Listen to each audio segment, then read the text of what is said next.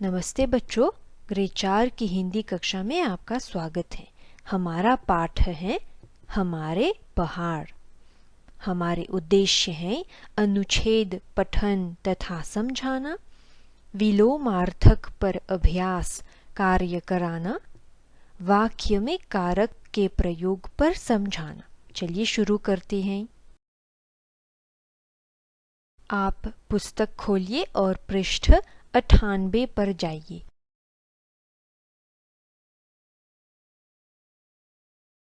आज हम इस भाग को पढ़ेंगे, फिर मैं आपको एक एक वाक्य समझाऊंगी। चलिए शुरू करते हैं। पढ़िए मेरे साथ। आभा। हाँ यश, लेकिन पिटों de la petite rivière noire Mauritius का सबसे ऊंचा पहाड़ है। यह देश के दक्षिण पश्चिम में पाया जाता है। निखिल। हमारे पहाड़ों की तराइयों में जंगल हैं। इन जंगलों में बंदर, हिरण, खरगोश आदि जंगली पशु रहते हैं। तोता, मैना, चूंचा, केस्ट्रेल आदि पक्षी चहचहाते हैं। अब मैं आपको एक एक वाक्य समझाऊंगी। आभा बोल रही है, हाँ यश, लेकिन पिटों de la petite rivière noire Mauritius का सबसे ऊंचा पहाड़ है। बच्चों, आपको पता है कि पिटों de la petite rivière noire की ऊंचाई कितनी है? यह मॉरिशस का सबसे ऊंचा पहाड़ है। इसकी ऊंचाई 828 मीटर है। याद रखिए। आभा आगे बोल रही है, यह देश के दक्षिण पश्चिम में पाया जाता है। चलिए मैं आपको नक्शे पर दिखाती हूँ कि पिटों de la petite rivière noire कहाँ पाया जाता है। छात्रों, नक्शे पर 4 मुख्य दिशाएं होती हैं: उत्तर, दक्षिण, पूर्व, पश्चिम। फिर 2 दिशाओं को मिलाकर एक अलग दिशा बनती है। पढ़िए, उत्तर पूर्व, दक्षिण पूर्व, दक्षिण पश्चिम, उत्तर पश्चिम। पिटों de la petite rivière noire दक्षिण पश्चिम में है, तो फिर वह यहाँ पाया जाता है।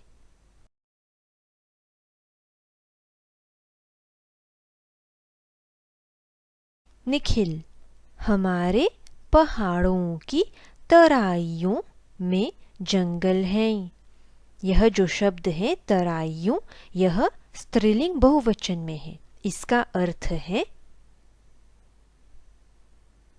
पहाड़ के नीचे का मैदान। चलिए चित्र में देखते हैं। देखिए बच्चों, यहाँ पर सिंह पर्वत है। यह जो भाग है पहाड़ के नीचे का जो मैदान है, इसे हम तराई कहते हैं। निखिल आगे बोल रहा है, इन जंगलों में बंदर, हिरण, खरगोश आदि जंगली पशु रहते हैं। पशु का दूसरा शब्द है जानवर। चलिए हम चित्र में देखेंगे कि कौन कौन से जंगली पशु पहाड़ों पर रहते हैं। बंदर, हिरण, खरगोश। बच्चों, पहाड़ों पर और भी कई सारे जंगली पशु रहते हैं। जंगली जानवर उसे कहते हैं जो जंगल में रहता है। हम उसे अपने घर आंगन में नहीं पाल सकते। निखिल। तोता, मैना, चूंचा, केस्ट्रेल आदि पक्षी चहचहाते हैं। पक्षी का दूसरा शब्द है चिड़िया। चलिए हम पक्षियों के चित्रों को देखेंगे। पहला है तोता, मैना, चोंचा और केस्ट्रेल। छात्रों, क्या आपको पता है कि पक्षी कैसे चहचहाते हैं? चलिए हम सुनेंगे।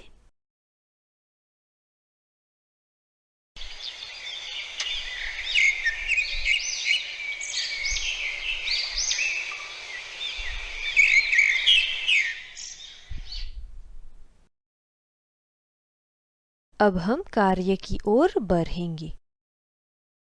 पृष्ठ 101 पर जाइए। हम नंबर 2 आ पर काम करेंगे। पहले निर्देश पढ़ेंगे। नंबर 2 आ, अ लगाकर इन शब्दों के विलोमार्थक शब्द लिखिए। आपको अ लगाकर इन शब्दों को विलोमार्थक में बदलना होगा। यहाँ पर उदाहरण है प्रसन्न, अप्रसन्न। हमने सामने क्या लगाया? अ लगाया है। एक और उदाहरण लेंगे। सुंदर को विलोमार्थक शब्द बनाने के लिए हमें सुंदर शब्द के आगे अ लगाना होगा, असुंदर। एक साथ पढ़ेंगे, फिर आपको समय दिया जाएगा काम करने के लिए। सफल, शांत, सत्य, प्रसिद्ध, दृश्य।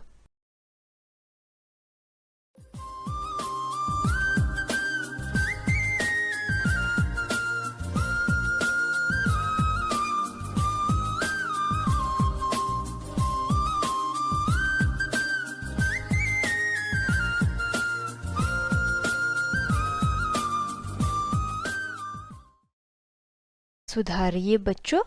सफल, असफल, शांत, अशांत, सत्य, असत्य, प्रसिद्ध, अप्रसिद्ध, दृश्य, अदृश्य। दृश्य का मतलब है जो हम देख सकते हैं, अदृश्य का मतलब है जो हम नहीं देख सकते हैं। हम दूसरे कार्य की ओर बढ़ेंगे बच्चों। पृष्ठ 104 पर जाइए। हम नंबर 7 पूरा करेंगे। निर्देश पढ़ेंगे।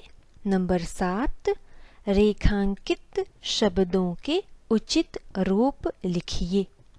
पहले हम उदाहरण को देखेंगे, फिर हम कार्य को एक साथ पढ़ेंगे। उदाहरण, हमारा देश में सुंदर सुंदर पहाड़ हैं।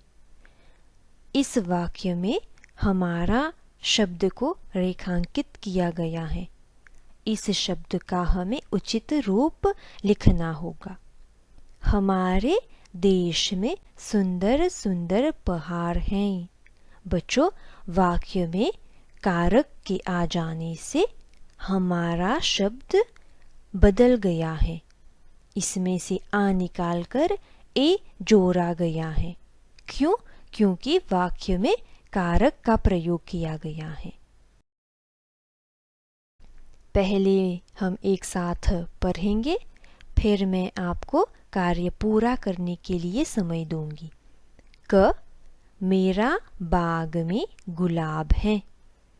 ख, माँ पक्का आम से रस निकालती है। ग, हिरण का सिर पर सींग हैं। घ, हम सूखा नारियल से मिठाई बनाती हैं। अंग, फल वाला अपना गांव में फल बेचता है। याद रखिए बच्चों, जहाँ पर कारक का प्रयोग हुआ है हमें आ निकालकर ए जोड़ना होगा।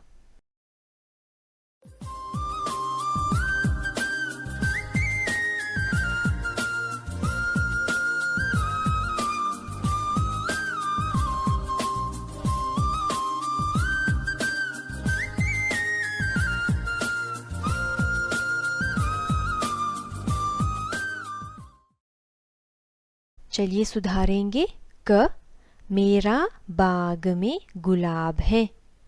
बच्चों, वाक्य में कारक का प्रयोग हुआ है मैं के आने से मेरा हो जाता है मेरे।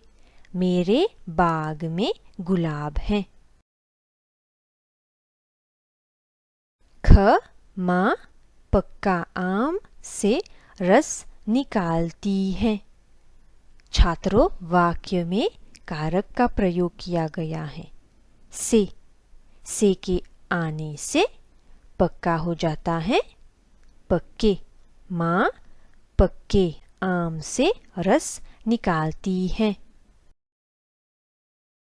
ग, हिरण का सिर पर सींग हैं। इस वाक्य में दो कारक हैं, लेकिन हमें इस कारक पर ध्यान देना होगा। इसमें बदलाव आएगा। पर कारक के आने से का हो जाता है के। हिरण के सिर पर सींग हैं। घ, हम सूखा नारियल से मिठाई बनाते हैं। इस वाक्य में कारक है से के कारण सूखा हो जाता है सूखे। हम सूखे नारियल से मिठाई बनाते हैं। अंतिम वाक्य, फल वाला अपना गांव में फल बेचता है। इस वाक्य में क्या कारक है बच्चों?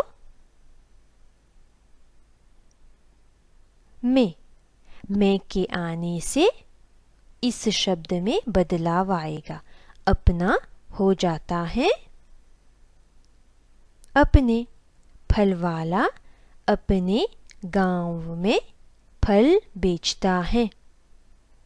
बच्चों, आप कार्य को अच्छी तरह से सुधारिए। आज के लिए हम यहीं पर रुकेंगे। नमस्ते। धन्यवाद।